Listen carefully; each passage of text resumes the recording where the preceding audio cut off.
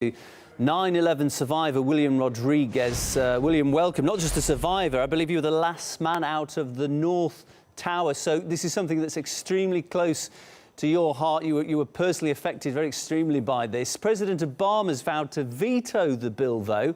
He cited security reasons. What do you think about those reasons? Are they good enough?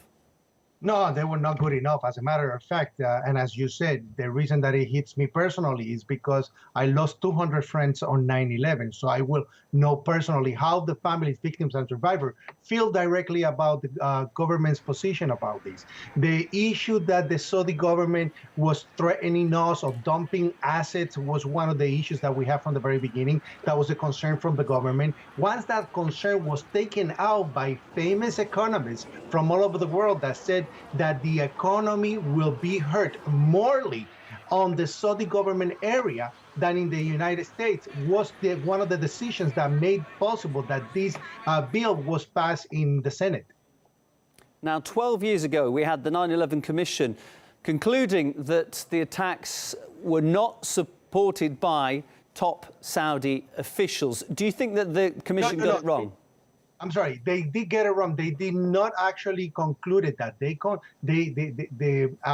9/11 Commission, what it did was investigate allegations about it, but it did not have that conclusion. As a matter of fact, there were many unanswered questions about that commission report.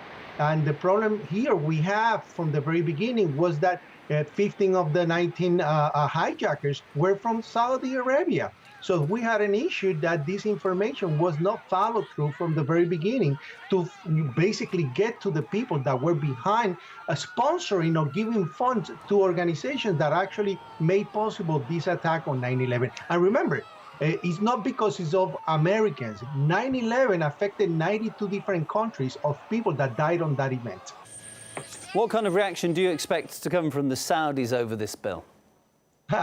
Good question. I tell you why, because I've been writing on my Twitter account directly to the King Salman of Saudi Arabia, and he has ignored our calls for a meeting. I have done it through government officials, even to the PR company that deals with the Saudi government that gets $144,000 a month to do the public relations here, and they have not answered a single one of our requests.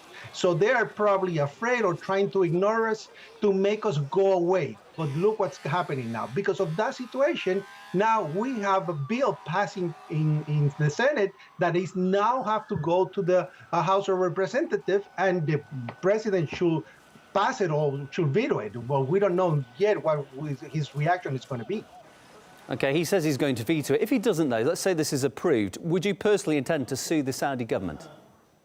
Me personally, no, because that should be directly for the families of the victims that were lost on that day. I am a spokesperson for the survivors, and basically I gear them to the different areas that they can go and get legal relief. But remember, the lawsuits are because of crimes perpetrated in U.S. soil. We're not talking about attacks or terrorist attacks that happen in other countries. It's what happened inside the United States. So that shouldn't be the concern when it comes to a lawsuit. It should be basically trying to get to the truth about what happened on that day, and those responsible, whoever they are, to pay the price. William, many thanks for coming on to speak to us about this very emotional situation for you, I'm sure. William Rodriguez is our guest. He was 9/11 survivor, last man out of the North Tower on 9/11.